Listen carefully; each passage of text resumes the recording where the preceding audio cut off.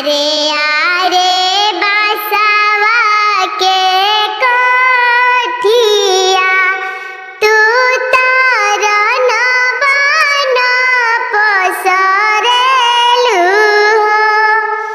काले हउए बाबा घरे जागिया तू तमार छावा जइबा हो। आरे आरे अमवा के डालिया तू तरन बन पसरेला हो। काले हउए बाबा घरे जागिया तू त पिढ़ाई साला जइबा हो।